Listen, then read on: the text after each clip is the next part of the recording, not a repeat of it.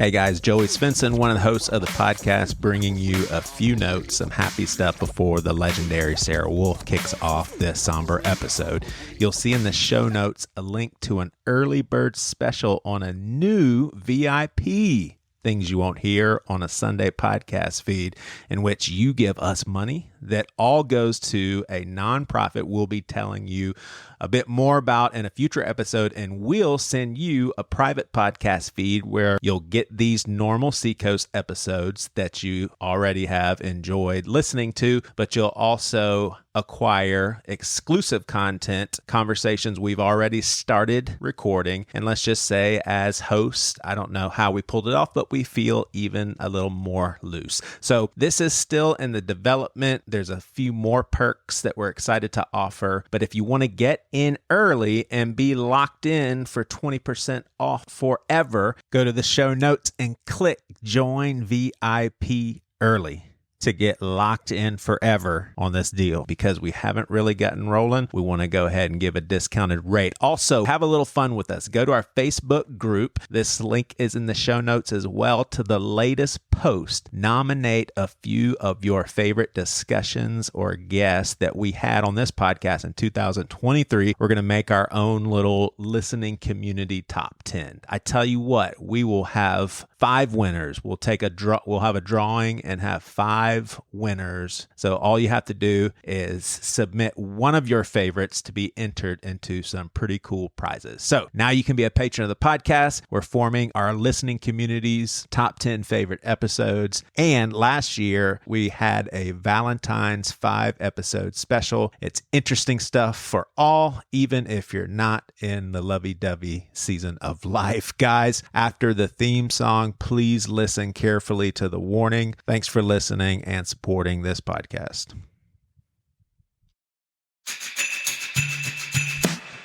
Just because I don't believe or agree doesn't mean I can't learn from you. Why did you have to bring that up? Okay, that one I'm super embarrassed about. Do you like me? Do I like you? Yeah. As an individual or as a podcast? Just as a person. No, I like you. Okay, cool. Yeah. Cool. And I don't have any interest in appearing to be stronger than I am. I ain't bow to Nebuchadnezzar's statue. He gonna lead. You feel me? How do we love people who see the world differently than we do? What would it look like if we truly loved all of our neighbors? Could listening to their stories be the first step? This is Seacoast Church, and there's way more to talk about. There's no easy way to enter into this discussion.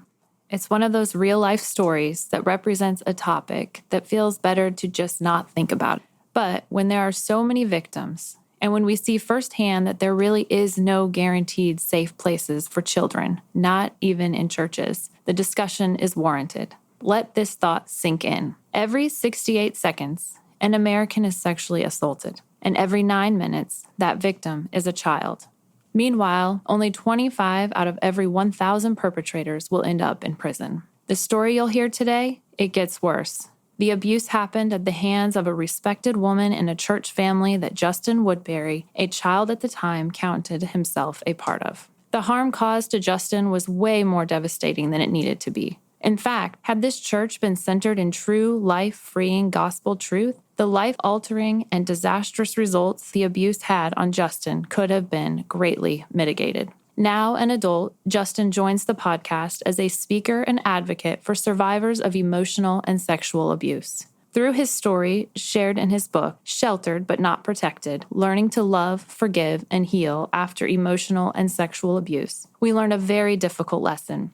No man, no woman, no organization, not even a church, is without the great need of continual redemption by a good God who wills no harm on anyone. It's also a reminder that no person or group of persons can exist and function outside of the realm of possibility to commit the evilest of deeds when operating outside of the spirit of life Jesus gives to all who will ask. All of humanity and all groups of people who always need, always have needed, and always will need a Savior. One who saves all from misdeeds, but one who is also willing to save each person from the great impact and harm as the results of misdeeds done against each of us. The following story is Justin's journey of being sexually victimized as a child. It's a story that almost ended up in complete ruin, but at the hands of a great Savior, has been and is being restored. We must listen closely to these stories, as they are too common not to. They can happen right in front of our noses, oftentimes the predator being one who we least expected. May this episode be heard as a tribute to those who fight the battle of overcoming the disaster of being sexually violated and abused as children. Thank you, Justin, for sharing your story. Those who have been a victim of abuse, please proceed with caution. This discussion is also too heavy for children. Justin, thanks for being on here with us, man. This is a tough subject to talk about. Is it still tough for you? I mean, you kind of do this regularly. You wrote a book, but is it still tough to revisit? It gets easier as time goes on. Every time I retell my story, it gets a little bit easier, but it's not a fun topic for sure. Right. No, for sure. All right. Well, before we dive into the story, give us a little bit of your background. Where'd you grow up? Yeah. I grew up on the west side of Ann Arbor, Michigan, on a small semi-working farm. I had two loving parents that cared very much about my sister and I. Just had one sister. I can't remember a time where I wasn't in church Sunday morning, Sunday night, Wednesday evening, Thursday. Yeah, Wednesday. I was going to say, you got to say that Wednesday evening. Yep. Thursday visitation, Saturday morning men's prayer meeting, Saturday night men's prayer meeting. So very, very much involved in the church from as long as I can remember. Yeah, I would go to churches, Justin, where if you stayed home to watch the Super Bowl, you were made to feel pretty bad about it. It's like, no, we have church on Sunday nights. Yep. You can go see the second half. Yep. That was exactly the same. Mine was an independent fundamental Baptist. So, yep. Independent fundamentalist Baptist church. Mm-hmm. So distinguish that from just a regular Baptist church. So it's not connected to the Southern Baptist Convention. Is that what it's called? That's exactly right. So there's a lot of different conventions and groups, and the independent fundamental, what makes them stand apart is that they're not part of any specific group, so they don't have to adhere to, and they're not accountable to, and they're separate from any other movement. They're truly independent, which makes for zero accountability, which is a huge problem. But I think one of the acrostics, or one of the things in Baptist, is individual soul liberty, and we just took that to the next level, where we're not accountable to any man, where we are our own individual entity, and we do what we believe is right, which is why you call it cult-like. Exactly. I was going to ask you, well, why do you call it cult-like? You just answered it. Now, is there one person who's calling the shots? So it was not an eldership. There was one main pastor, and he had absolute authority. He had a group of deacons around him, and I know this is cliche, but this was truly the case. They were yes men. Every single one of them agreed with what the pastor said. So there's zero accountability, and he had absolute authority. I'm guessing if they did not agree, they would eventually get the boot. Yes. Would be my guess. Yes. If they didn't agree, they wouldn't have even been allowed to be on the deacon board. I mean, they were very carefully chosen as people who would, he would say jump, they would say how high. Oh, man. Dangerous ground right there. Yes. So it sounds like the use of the word Baptist, and I'm not likening your church to Westboro, but it seems like both organizations are just using the word Baptist without permission, so to speak, not connected to the denomination. Yeah, that's fair. So 1998, how old are you then? 1998, I just turned 17. 17. Am I mistaken? That was the first incident of sexual abuse? So that was the main instance. There was grooming, and there was things that happened leading up to that. So the first instance of grooming was when I was 13. The first questionable incident took place when I was 15, but the first full-blown, no questions, like we knew exactly what was going on, was when I was 17, junior in high school. Okay. And I want to get into as much of it as you're willing to, but up until the first thing that you can trace back and realize, oh, wow, that was not a good thing. Things are off the path here. Was your church experience a positive one? Yes, it was. I didn't know any better. And so the church experiences, and I feel like your audience will understand this. I speak on a lot of different podcasts, but this is the first actually religious one I've ever been on. So I feel like your audience can understand this, Joey. It was a church full of first generation Christians that desperately wanted something different for their kids.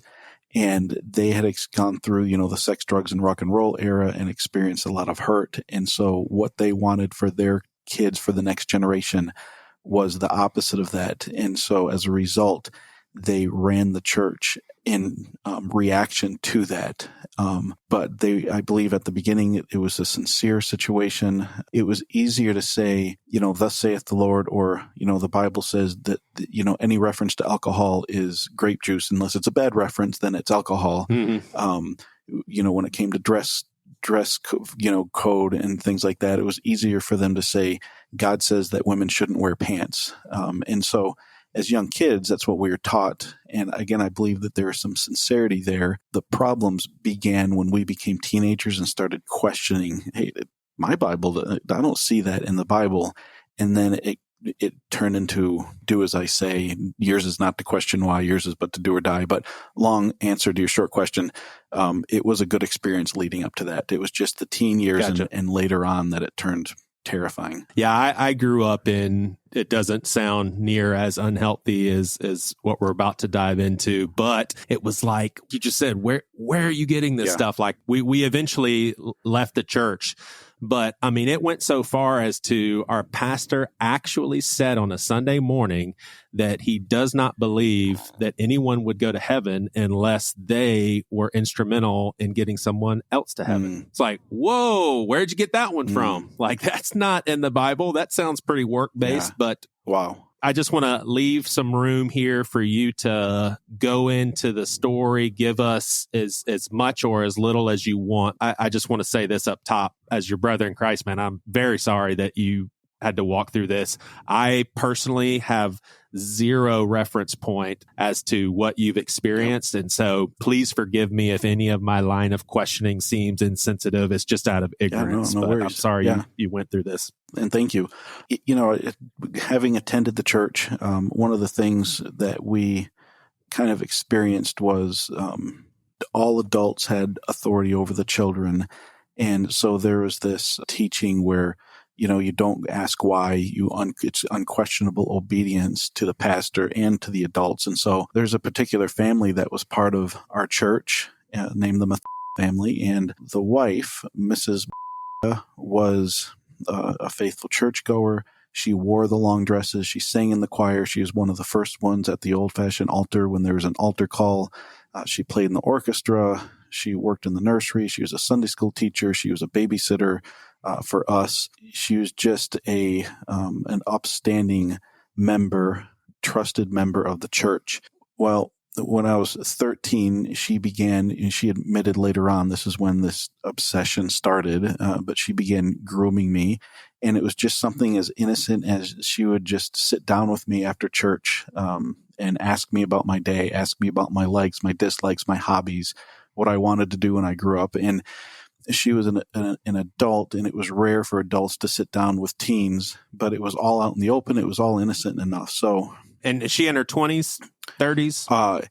She was in her 30s. Yeah. Okay. When I was 17, the particular situation that happened was I was being homeschooled at the time, and she called our house. I picked up the phone. She was looking to talk to my mom, who was one of her best friends, and my mom was gone grocery shopping. And so right when I went to go hang up the phone, she said, "Oh, by the way, I had a dream about you last night." And I said, "Really? Well, what was it about?"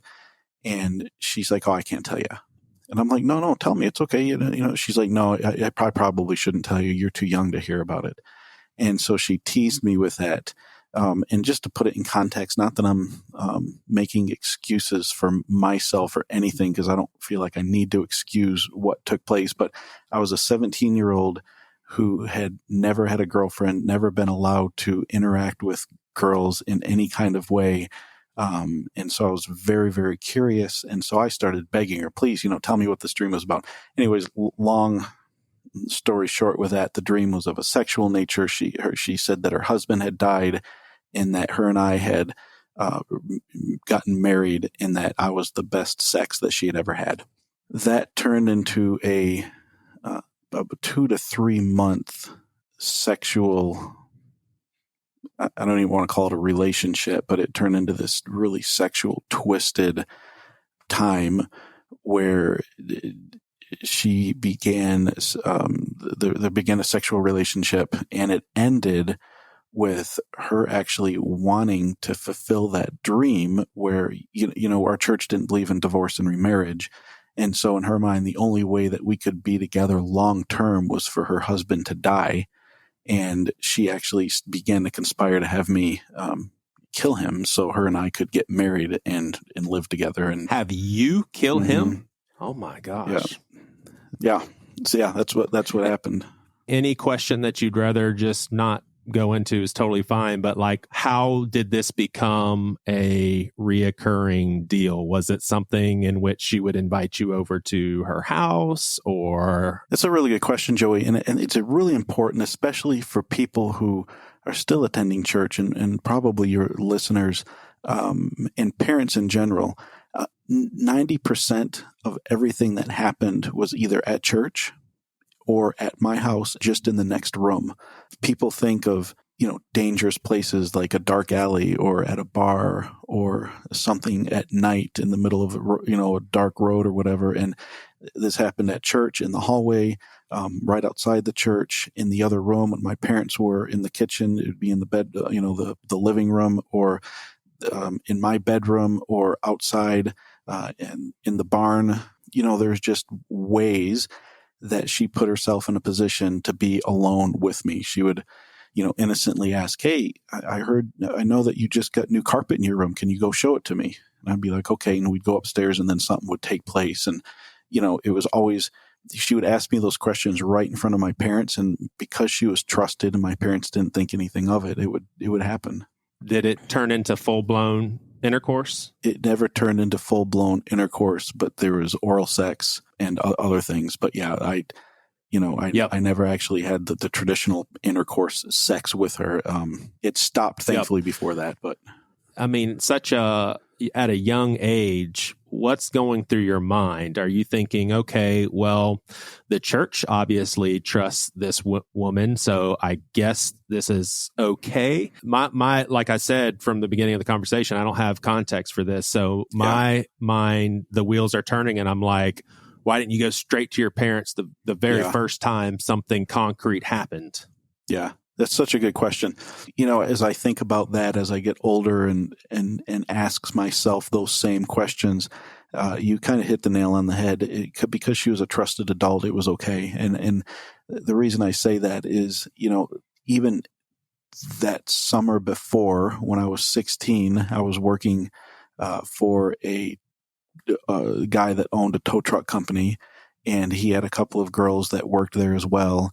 And they did everything they could to try to have a sexual relationship with me. It was just not necessarily a good place to work. And they tried very hard. And I had no problem saying, nope, not interested, in just running, being a Joseph, right? Like running the other way, having nothing to do with that. There's no question. It's like, I'm going to save myself for marriage. We grew up in the purity culture. And even holding hands before marriage was taboo. The minute an older, trusted adult who was my mom's best friend did this, there was not even a question of like, is this right or wrong? It's like, it must be right. It must be okay because this adult is saying so. So this, I there's a little hesitancy in asking this question, but did it ever get so twisted in your mind to where there were actually mixed emotions from a standpoint of you're an adolescent teen, and so your body is created to experience pleasure when it comes to encounters along these lines? Was there ever confusion as far as, I like this, but I'm confused and I feel dirty? Or was it just, was there ever any confusion as far as you enjoying? That's a question. That's a good question. A fair question.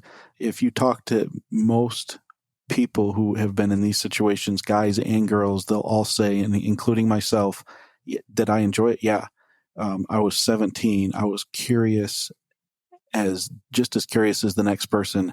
The difference between me and a lot of other 17-year-old kids is their curiosity was satisfied by having girlfriends their own age, or we were so sheltered that even watching, I remember watching Honey, I Shrunk the Kids, and during the kissing scene, somebody held up a pillow to block it.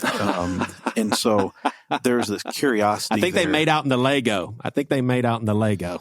Yeah, exactly. But there's this wild curiosity. And so, there was an element of yes, feeling dirty and very confused and, even angry at times after the fact and stuff. But during when it was happening, I mean, it was enjoyable, to a certain extent. And was there any dialoguing between you and this woman about what you guys were doing? Not during the times, but was there things said like, "Hey, Justin, this is normal. This is fine"? I can't remember of any specific incidences where she reassured me, because I didn't ask for reassurance, because, like I said, I felt like it was okay. Part of the twisted aspect of what happened is we would be having phone sex in 1 minute, in the next moment she would be talking to me about how she's like, you just need to grow up and serve the Lord and be in the ministry and whatever. So oh my goodness, certainly just weird, really messed up, mixed signals. And so to answer your question, there's never any necessarily reassurance, but definitely this weird mentoring still in between, like I said, this dirty, talking interaction, to switch from that to a spiritual challenge. Make sure you're obeying your parents. Gosh. Make sure you're serving God, because you don't want to look back on your life with regrets and stuff like that. So in a roundabout way, I guess, yes, but not directly. How did this end? Did you finally go to your parents? Like, what happened? Yeah, there's a specific time when she happened to show up at my best friend's house when we were unloading. My buddy and I, my best friend and I, owned a landscaping business at the time. And we were unloading a truck full of mulch at his parents' house, and she happened to show up. She followed us to the car wash when we went to go get the truck washed out. And she said, "Get in." So I wound up getting in the back of her car. She took me into the woods. And I just, during this entire time, I experienced a lot of firsts and really a lot of lasts. I mean, there's still things to this day that I won't do, even with my wife in the sanctity of her own, marital relationship. And so there's a lot of things that happened in the woods, and I talk about it more in my book. But I just remember walking away from that, then feeling really, really dirty and disgusted and confused, and just calling her up and saying, and I know this sounds weird, but hey, can we still be friends? But let's not do that other stuff anymore. And then she got very serious, and she's like, "If you ever repeat any of what took place between us, I will lie and I will drag you through the mud. Nobody will believe you. Everyone will believe me, because you're a rebellious teenager. I am a trusted, respected member of the church. So yes, I will leave you alone, but don't you ever repeat it, else you'll be sorry." And so I didn't for an entire year. I just kept it to myself, and I became this angry, confused teen. Interestingly enough, my parents thought that it was because of my best friend. They thought he was a bad influence on me. So they stopped us from hanging around each other. They said, "You guys can't be best friends anymore." And so I had to start hanging around with my parents. Well, my parents were hanging around more and more with the family. So for that next year, even though I wanted to run as far as I could away from this abuser, I was with her more than ever in front of my parents. And so it was just a horrible time. Oh my gosh. But I'm thankful for a father who I considered a best friend as well growing up, somebody that I felt like I could come to about anything. And what happened, Joey, I'll just explain it real quick. I graduated from being homeschooled, and since we didn't have an official senior trip, I wound up, my parents sent me my sister and I, to Arizona to visit our cousins. while we were there, we were thousands of miles away from where I grew up, and it was just a nice. It was after my senior open house where Carolyn made my graduation cake. I didn't even have any of my own graduation cake because she made it, and she was there and hanging around, and so I was away from all that. I was enjoying it. And one day when I woke up, we had gone off with my cousins and played. When we came back, my aunt said, "Hey, you guys got some mail from Mrs. And she had sent my sister and I a postcard saying, "Here, dear Justin and Shannon, I've been praying for you while you're away, and I pray that God keeps you safe and whatever." And it terrified me, Joey, because even thousands of miles away, she was able to get my aunt and uncle's address and send us a postcard. And it just freaked me out to the point where shortly after that, I was in the field digging something with my dad. And I was like, "Dad, I got to tell you." And so I wound up telling him the whole thing. He wasn't one bit surprised. In fact, right when the whole thing began happening, he saw an interaction between Carolyn and myself, and he actually sat us down as a family. He said, "Justin, stay away from that woman." And my mom said, "Stan, quit making," she said, "You're a pervert. Like, if you think that there's something going on, you're a pervert." And so my dad had kind of predicted it. And so it was easy for me to go back to him and say, "Dad, you were right. And this is what happened." So did he just relinquish those suspicions because your parents were hanging out with these guys? So did he just kind of default to your mom saying, "I guess she's right"? Yeah, he just quit it. He just stopped saying anything after that. Yeah. I had asked him to keep it a secret. He agreed to do it. I was 18 at the time. I go back and forth as to whether or not he should have, but he did. And then I went to college, and my freshman year of college, the second semester right before spring break, he called me up and he's like, "Hey, I've kept my end of the deal. I've kept this a secret, but now it's time for you to say something to the pastor because she's starting to prey on other young men in the church." And so spring break of my freshman year, I sat down with my pastor. If it's all right, I'll take the time to explain what happened there, because if there's ever a guideline on how not to handle abuse as a pastor or as anybody, this would be it. So we sat down, we were out to breakfast. I very casually just said, "Hey, I just wanted to let you know there's some concerns about Mrs. I think that she's not a very good person," or something like that. And he's like, "Well, what makes you say that?" I'm like, "Well, just the way I see her interacting with other boys and stuff." So I was trying to be very whatever. And so he's like, "Well, did she ever do anything inappropriate with you?" And I say, "Yes." And he's like, "Well, did she ever touch you?" And I said, "Yes." And he said, "Did she ever touch you below the waist or above the waist?" And I said, "Below the waist." And he said, "Inside the pants or outside the pants?" I said, "Inside the pants." And from that point, he just started asking question after question about the situation. And it got to the point where he knew what he needed to do. There was enough information where he didn't need to know more, but he still kept pressing and he wanted to know all the dirty details. And, I'm shaking and I'm like terrified. And so finally I just started lying to him. He's like, "Well, anything else? Did she ever give you oral sex or whatever?" And I was like, nope. And because I didn't want to talk about it anymore. In my mind, it was like, you know enough information to deal with it. Like, quit asking these perverted questions. When I got done telling him everything and he got done asking me all the questions, he scored the blame 49% to 51%, giving her the 51% because she was the older person, but 49% to me because I wasn't a Joseph. And then he told me, he said, "Justin, over the next several months, I'm going to ask you to do many things that you're not going to like, you're not going to understand, you're not going to agree with. But remember, I am God's umbrella of protection over you. As long as you obey what I say, even if I'm wrong, God will protect you and bless you because you're under that umbrella of protection. And so you need to do exactly as I say, no questions asked." And I said, "Okay." And so, the first step was I had to tell my mom what had happened. And then the second step was I had to write a letter of apology to her husband, apologizing to him for stealing his wife. And he came in the office and I had to read it to him. And it was this whole big thing. She was also confronted about it. Yeah.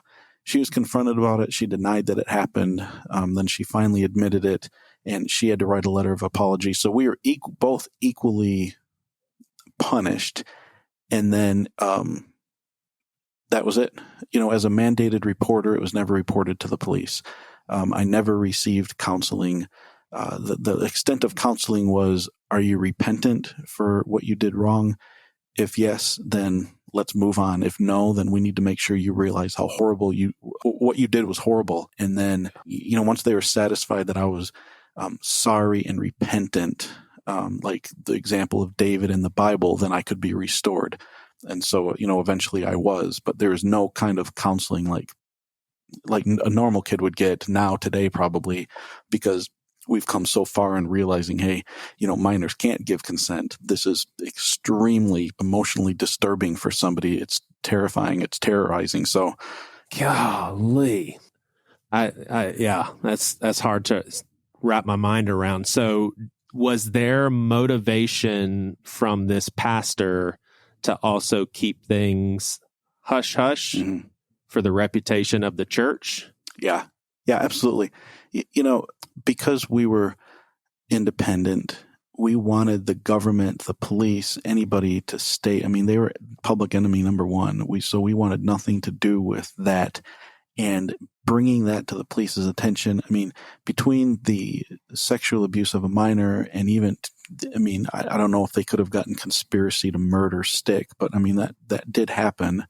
She would have been in jail, and it would have made our church look really bad. And it was unwanted attention to our church. So the motivation was, let's just brush it under the rug. Let's not report it to the authorities. Let's not make it a big deal. It wasn't even brought before the church. It was just kept hush hush. Interestingly enough, the Mathia family wound up leaving the church, but it was against my pastor's command. He told them that they needed to stay in the church and continue to attend the church and be restored through our church. But there's the motivation there to sweep it under the rug and to keep it hush hush for sure. Now, are your parents both still alive? Yes. So I don't know your dad, and this is zero disrespect to your dad, but did you ever struggle with blaming your dad for not being more diligent with his suspicion? Like, do you have to grapple with that? No, I did struggle with blaming both of them, not being more diligent in their suspicion. My mom maybe for not deferring to my dad and saying, hey, Justin, this is the case, because she continued to invite Carolyn over after that whole conversation, and we continued getting together. And if we hadn't, maybe some of this wouldn't have happened. The thing I struggled with the most is how they handled it after they found out what had happened.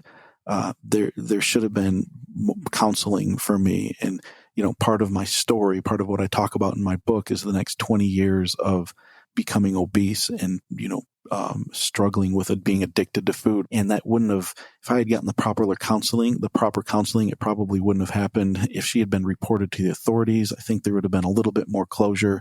But for it to just have gone hush hush, but swept under the rug and moving on in life as normal, I struggled more with bitterness towards them for that, them not pushing it further. Was that motivated by an allegiance to the pastor and the church and his umbrella of authority? Yeah. He didn't recommend it, so they didn't even question it. My goodness. All right. So I do want to touch on how far the murder talks went. And were you ever at a place where you were receiving this plan, so to speak? In 1996, 97, 98, I don't know when the Anarchist Cookbook came out, but there's this, and I'm not extremely familiar with it. All I know is that my best friend had a copy of the Anarchist Cookbook on a floppy disk, and he had given it to me, and I had started researching, how to make a bomb and stuff, because I wanted to blow up some stumps in the back field when we were trying to plow and make some areas and stuff. So it was all very innocent. I had no plans on doing anything bad. But there's a particular recipe that involved nicotine and putting liquid nicotine in somebody's coffee, and it was untraceable, but it would kill somebody instantly and stuff. And so I had been telling, part of, I mentioned that Carolyn would come and sit down with me and ask about my hobbies and interests and wants. Well, somewhere along the lines, I had told her about this anarchist cookbook that I had found and how I thought it was really cool with these different bomb recipes. And I'm like, yeah, and there's this one recipe where you can put nicotine in someone's coffee. And so one day after a sexual encounter, she began crying, and she's like, it just breaks my heart knowing that one day I'll be sitting in the audience while another woman's walking down the aisle and you're saying I do and giving your love and your body to her. That'll just break my heart. And she said, unless there's a way for you and I to get married. And she's like, of course, Fred couldn't. We couldn't get married and divorced because how could you ever do ministry if you were married to a divorced woman? So we can't do that. She's like, so what if Fred was not in the picture? And I said, well, what are you suggesting? She's like, well, tell me a little bit more about that, nicotine in the coffee recipe. And so I told her about it. She's like, what if we were to do that? And I remember at that point, not knowing if she was serious, but the talk of marriage and all of that was just, it freaked me out. The talk of murder, of course, freaked me out as well. And so I quickly changed the subject, and I don't remember that she ever brought it up again, but it was there. And it was something that I know, looking back, if I had pressed on, it could have turned out differently. So I'm kind of backing up here and thinking of sexual predatory behavior, big umbrella. So, little kids and all of it. And I'll frame it as, do you think, because I guess there's no way of knowing, but you're an advocate for stopping this stuff. So I'm sure you've thought about it more. Is it a mental disorder? Does this woman or do other predators, do they think to themselves, this is good for the child too, because we're sharing something special? Because I've thought before, it's like, first of all, is she not thinking, I'm destroying Justin's life? Like, he's going to need to put the pieces back together. This is going to devastate him. This is something that is going to mark his life. Like, is she thinking any of that? Man, that's a great question. I don't know what they think. I tend to agree it's a mental. I think there is a mental disorder there.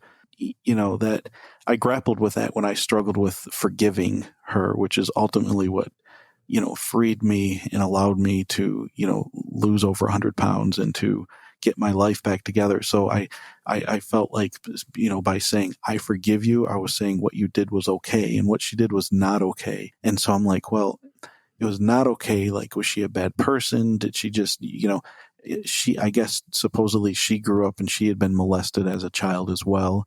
And so is it just something where you revert back to that? I don't know. I think there's a lot of different things involved. I don't think she thought twice about how this would affect me, though. I think anybody that does that is very selfish, self-centered, and doesn't think or care about what, and she didn't care about her husband. She didn't care about her kids. I've chosen to name her publicly in my book and on lots of other podcasts. And I know, and I feel bad for her kids because it's not their fault, but her kids have been come at and attacked as a result of me naming her. And she also has been attacked. I don't feel bad for her. I think she deserves it. She's never once apologized. She's never once tried to make it right.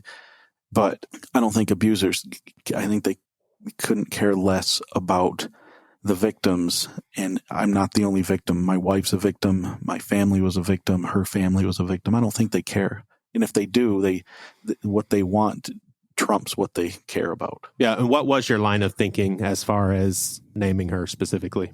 I reached out privately to her pastor. So let me back up. When she left our church, our pastor never reached out to the pastor of the church that they joined and let them know what had happened. I didn't know if they knew or whatever, but it certainly wasn't because my pastor said anything. And so I reached out to that pastor about 5 or 6 years ago, and I said, hey, I just wanted to let you know there is a predator attending your church. he never wrote back. And so I called and I got the voicemail and I said, hey, I reached out. I don't know if I got the wrong email address or you didn't get it or it went to spam, but there's a predator in your congregation. I would like to talk to you about it. I got an email a few days later from this pastor condemning and criticizing the tone of my email. And he said, you should have written it like this. Dear pastor, and he rewrote it for me. And I thought, and then he's like, who's the woman? And so I said, I told him about, Carolyn. He's like, oh, he's like, from what it sounds like, this happened 20 years ago. So why are you bringing it to my attention now? And he totally defended it and everything. And so I thought, this woman. So his default response was to critique you on your approach of the email and being honoring of his position and not, holy crap, I'm so sorry that you went. Oh my gosh. 100%. And we wonder why people are losing faith in the church because unfortunately they hear these stories and not the good that comes out. I couldn't agree more. That's exactly right. They hear those types of stories. And sadly, that's the default of a lot of churches and stuff. And so when I realized that, I realized this woman has probably been allowed to go on unchecked for the past 20 years. Who knows who else she has preyed on or is preying on. And so at that moment, I thought she doesn't deserve, because in my book, I changed everyone else's name. I didn't think that I needed to bring whatever to, the way the pastor handled it and the way other people handle it. I changed everyone's name. But with her, I thought she doesn't deserve to have her name changed. She's never reached out. She's never said she was sorry. She should be on a sex predator list. If I can't make that happen because the statute of limitations is passed, the least I can do is put her name out there to let everyone know, hey, this is who it is. I didn't do it out of bitterness. In fact, it wasn't until I forgave her that I felt comfortable putting her name out there, because before that, I thought I was just wanting to do it just to get back to her because I was bitter. But once I was able to truly forgive her and see clearly, I was like, no, her name needs to be out there. Yeah. How did you come to a place of peace and forgiveness, and how long did it take? Yeah, good question. So I started writing my book in 2017, and I knew that I could either write a book and air a bunch of people's dirty laundry and just piss a bunch of people off, or I could really help other people who have grown up in a similar religious situation and show them how I worked through it and how I was able to move past it and thrive post, abuse and everything. And so I opted out for the latter. And so before I wrote each chapter, I would pray and really ask God to search my heart and say, is anybody in this chapter somebody that you're bitter towards, or you haven't forgiven, or you have any malice or anger towards? And so for the first several chapters, I was able to say no and proceed. When I got to the chapter about writing about Carolyn, I couldn't write it. I couldn't move on. I was too angry. I hadn't forgiven her. Emily and I had watched a movie. I can't remember the name of it, but it was like every Halloween, there's no consequences for a day. And when we got done, Emily said, what would you do if there are no consequences for a day? Because I would, and she talked about, eating dessert or something like that. Emily's my wife, by the way. I said, well, if I had no consequences, I would fly to Ann Arbor, Michigan, find Carolyn, and I'm too embarrassed to say what I said I would do, but it was horrifying. And it shocked me and it shocked Emily because she couldn't believe I would say something like that, because I'm not a violent, any kind of a person like that. And it shocked both of us. And so that was my default. I was so angry and so unforgiving. I felt like she needed to suffer. And so I couldn't write the chapter. So I sat on it for months and months. And then I started having nightmares. I started losing sleep. It was affecting my family. And I remembered a sermon I had heard preached one time where the guy was talking about forgiveness. And he mentioned, forgiveness is like setting a prisoner free only to realize that you were the prisoner. That forgiveness isn't for the other person, it's for you. And he mentioned specifically, if you're not willing to forgive somebody, you should just say, God, I'm not willing, but I'm willing to be made willing. And so I was desperate, and I thought, I'll try that. And so I remember saying, God, I'm not willing to forgive Carolyn, but I'm willing for you to make me willing. And that was all I did. That's all I prayed. And The next day was the beginning of my birthday week. My birthday week was always an excuse to eat out every night, to gorge, to eat lots of food. That morning, Emily said, "So where do you want to go for your birthday week? What restaurant do you want to go to?" And I said, what if we were to just stay in tonight? And she's like, "Are you okay?" And I said, "Yeah, I'm fine. I just don't feel like eating." And so I was just as confused as she was, and I didn't know why that happened. But anyways, I found out over the next couple of months that something supernaturally had happened inside of me where I had truly forgiven. And I was no longer angry. I no longer had this desire to hurt her or make her suffer or anything like that. And it coincided too with healthier eating habits. It's just weird how it happened, but there's this forgiveness that I experienced, and I can only say it was supernatural because this was 20 years in coming, and it wasn't getting any easier. It was just you have kids, and you realize like how messed up that situation was when you have kids and you apply your situation to them. And so forgiveness wasn't, time didn't heal all when it came to that. It was just, honestly, it was a miraculous thing that happened. Yeah. Well, I'm happy it did. We'll take the church that I've been a part of for a very long time. We have zero motivation to cover anything up that were to ever happen. We shudder at the thought of anything that happened to you happening here. What are things that we can do? And we had, I don't know if you heard, but there was a big church in South Carolina who had a situation in their children's ministry where a kid was taken advantage of. And so we stepped up our game big time and put a lot of policies in place. But what would you tell organizations? We'll stick with churches. What are some things that they can do in order to keep this kind of stuff from happening? Man, that's such a good question. Obviously, the background checks are a must, but a background check just might mean somebody hasn't gotten caught yet. I think 2 people in a room at all times with children can eliminate a lot of that. For Emily and myself, the people we like the most, we mistrust the most, because predators, if you picture a predator, it's not the Hannibal Lecter, type guy in a mask. It's a guy that looks like me and you, that gets along with people. Ted Bundy is a great example. Exactly. They're that type. And so, just never trusting anyone. It's funny. My parents attend a church.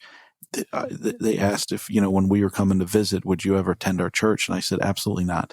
And they said, why? And I said, do your nursery workers have background checks? And they're like, no. And I'm like, then that's why.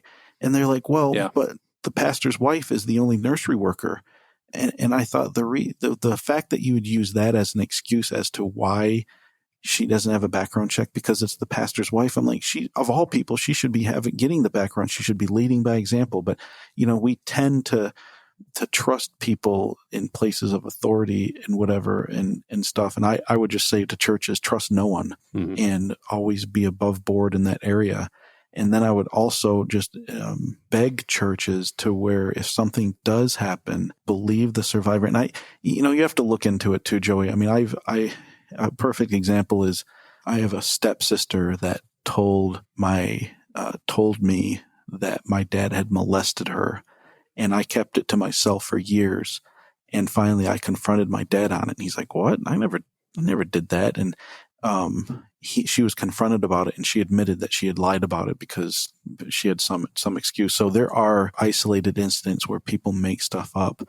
But man, I'll tell you, I would love it if I never had to be on another podcast telling about what happened to me. Like I'm not making this up, and survivors don't make up stories. And so, I've seen a lot of churches thinking that they were taking the high road by saying alleged and whatever, and then trying to be balanced by saying, we're praying for both the victim and the alleged whatever. And it comes across as disingenuous and stuff. And I understand the church's position, but I think supporting believing survivors is paramount to healing and to just a church's reputation. And I feel bad for churches and being put in those positions and stuff, but I think those things, just putting those in place. And then if it does happen, because it's going to happen, because humans are depraved.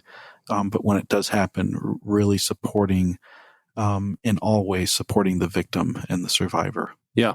I mean, when you went to the pastor immediately, in my opinion, his response should have been, okay, well, this is a police matter. Yeah. Let's call in the authorities. Absolutely. Well, just sharing your story and writing this book is advocacy enough, but what does your advocacy look like in general? Like, what does your work entail? Yeah, I used to be a lot more involved on Facebook, advocating for victims and stuff.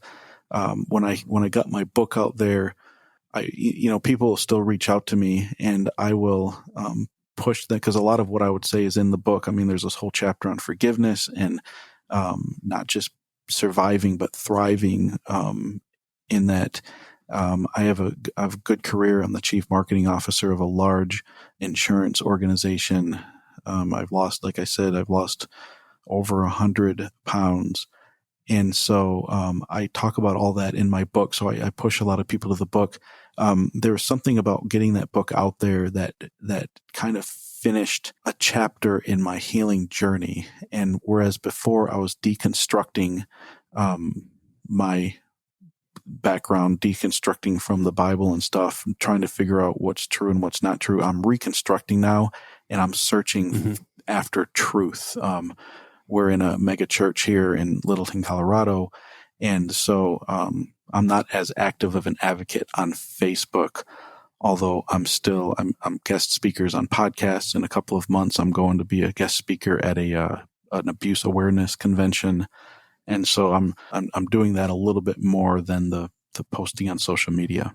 Well, we're going to wrap this up here in a second. I've got a couple more questions. Sure. One is, I am very careful with the language that I use when talking to someone who has experienced deep grief from losing a spouse or losing a child. Like, there's never...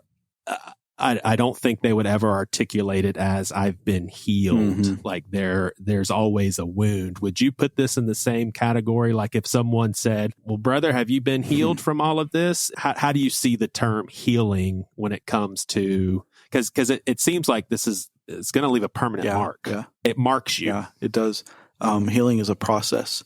I am continually healing. That's why I said that a chapter closed on my healing journey, because I'm still on that journey. In fact, just a couple of weeks ago, my wife Emily went to give me a kiss, and my back was up against the back back of our house. My back was up against it, and I immediately I just froze up, and Emily sensed it because she knows me really well by now, and she's like, did I trigger you? And I'm like, yes. And I can't figure out why. And it was because, the first kiss I ever shared with another person was Carolyn throwing me up against a wall and sticking her tongue down my throat. And it was the most, you asked if it was enjoyable. It was the most unenjoyable thing I had ever experienced. I mean, to go from never having touched a woman to having her stick her tongue down your throat was just terrifying. And so if I feel backed into a corner, or if I feel like I can't escape or something's being forced on me, I react. And that was just a couple months ago. This happened when I was 17. I'm 42. So almost 25 years ago. And there are still triggers. Thankfully, I have an amazing spouse who has learned those triggers and goes out of her way to avoid those. To your point, it's a journey. So I feel like time does heal all. Getting out of the abusive environment has helped. I mean, you can't heal if you're continuing to be abused. And so, part of my journey was when I got out of college, I went back to that same church I grew up in, and I was the music director for 6 years. And the verbal, emotional abuse that I experienced there was almost as bad as what had happened when I was 17, and in some ways worse. And so I'm still healing from that as well. But I can just say, one day at a time. It's a process. It's intentional. It doesn't happen by default. It's intentional. There's been some counseling. A supportive spouse has been just a godsend. But yeah, it's a journey. Do you wish her well? Like when you do stumble upon her name in your head, do you think I hope that her life is turning around for the better? No. No. I don't think about it. I really don't. I mean, I don't wish her ill will, but I don't necessarily wish her good things either. I just don't wish. I forgive and I've moved on. I guess I can say this. I still want her to eat, just not at my table. If that makes sense. I don't have any. No. I hope she's not hurting people. Right. But not for her own sake, for other people's sake. Right. And gosh, so twisted that if she is still preying on people, it's the church's fault. Yeah. Like that's, man, I agree. That hurts. Yeah. That hurts. So sheltered, but not protected, learning to love, forgive, and heal after emotional and sexual abuse. What's the most advantageous way for you in purchasing this book? Is Amazon the best bet for people, or going Amazon, to your website, or what? Yeah. And it's not an advantage to me in any way, only because anybody that's written a book knows you don't make money from it, but any money I have made, any profit is donated to a nonprofit organization anyway. So the most advantageous way to the listener is going to Amazon and ordering it direct through there. It's on Barnes & Noble. It's on a lot of different places, but the quickest way to get it is Amazon. Well, Justin, thank you for your time. And I know it's tough to talk about, but you can tell that it's a calling that you've embraced. Certainly appreciate it. Yeah. Thank you so much, Joey. Thanks for listening. There's a link in the show notes to our podcast Facebook page where we talk about these episodes and share some behind-the-scenes information, including guests we're booking. Make sure to subscribe so you don't miss an episode. Thanks, Justin. That was a tough story to hear, man, but it sounds like you are in about as good as a place as you can be. Yeah, and I have so much respect for the church. I mean, this is the first church that has reached out, and I've actually approached other churches and said, "Hey, is there not that I asked to be a guest speaker or anything like that." And again, I'm not doing it to get sales. Sadly, I feel like the world is many steps ahead of how to handle abuse, and so it's mostly the world that's buying my books, but I really want to get it into churches. I just don't, for some reason, they see it as a threat or that I'm against churches, and I'm not. I'm not against churches. I'm just against bad ones. But anyways, thank you for providing that platform, because this has been my heart all along. It's like, I think it's people that have been hurt that have run away from God because they associate abuse with God, and that's not God. And so I'm glad to have this opportunity to hopefully minister to maybe some hurting people who are still clinging on to faith.